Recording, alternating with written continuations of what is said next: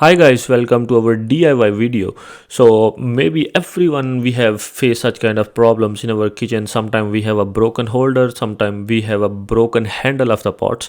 And if you want to buy this, so you have to pay almost 12 to 15 euros. So as you can see on the Amazon right now. So as an engineer, I would say it's a really nice thing if you can design and you can print by using the 3D printer, and it's not gonna cost you more than 1 euros. So in this video, we are gonna design this first in the SolidWorks and then we are gonna print it by 3D printer. So let's start the video. So right now I'm into the SolidWorks, and first of all I need to select a plane. So I'm gonna select a front plane, then I'm gonna go into the lines and I want to select a center line. So I'm drawing a first center line into the middle because I want to use a center line for the revolved base or base, and then I'm gonna go into the spline and I want to design a spline on the left side of the center line. So I would just design one side of the holder, and then I'm gonna use revolve boss or base, and it's gonna rotate all around the center line. And then I need to made a vertical line on this side because I want to made a dimensions how height it I want, and then I need to made a baseline. So now after clicking the green check mark, I can go into the smart dimension tool, and then what I can do is I can control the width of the holder, like how wide I want to have, and then I can just check the height. I can click the green check mark, I can go into smart dimensions again, and I can control the height of the holder. So you can choose whatever the values, and then let's click the green check mark. Okay, and after that I would go into the features and I would go into the revolve base or boss feature. So it's gonna rotate this whole shape around the center line. Look at that. So in this way quickly we can made our holder. And now one more thing, like because we want to fix it with the lid, so we need a hole. So that's why I'm gonna go into the base or bottom surface of this holder, and then I'm gonna go and take a circle and I'm gonna draw a circle in the base. So at the origin, so we can see the origin here, and then I'm gonna go into the smart dimensions tools. I can give dimensions to this circle, how wide, what is the diameter I want for this circle, because later on I want to screw it and fix it with a lid. So I can put my values manually, and I can choose the units as well in this pop-up. And after that I'm gonna click the green check mark, and then I want to cut this hole. So that's why I'm gonna go into the extruded cut.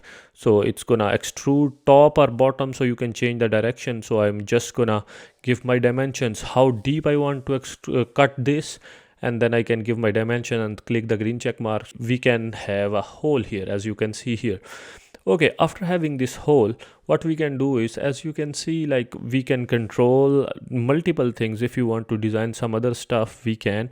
But now what I want to do is I want to save it and I want to bring it to the slicer. So we have, like, there is a software Prusa slicer. No matter what kind of 3D printer you have, you are going to have a software. So for that you need to save this as a STL file. As you can see, I'm going to save STL file for this. And then for the all bodies, so how many bodies you have right now in the SolidWorks, I'm gonna save it for the all bodies.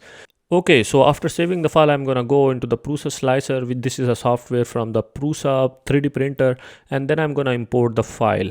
So wherever you have saved your file, you can import into the software, and then I can select the file, import, and then I can just connect it with the base, because then in this way we are gonna have a nice print. And on the right side, you can see there are different options. What kind of print setting do you want? What kind of filament do you have? So do you want quickly? What is the quality of the print do you want? So as you can see, there are different options for the print setting and different for the material. And down under the bottom right window, you can see there is option slice now. So I'm going to click on that, and then it's going to slice it, and it's going to show me the time, how much time it's going to take.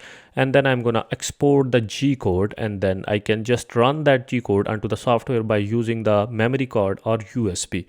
So after saving, I'm going to go.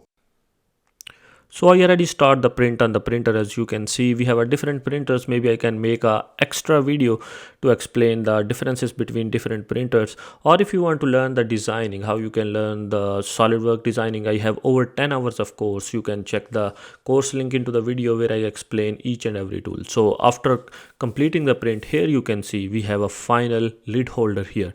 And it was so interesting DIY project. I really like it. And if you think this video is helpful, so you can like the video and don't forget to subscribe the channel as well. Take care. See you with the next video. Sorry for distraction, but if you think my videos are helpful for you, or if you are a serious SolidWorks learner, I am gonna highly recommend you can go into the description of this video where you can find my course link, in which I have over 10 hours of videos in which I explain each and every command in a detailed way. Thank you.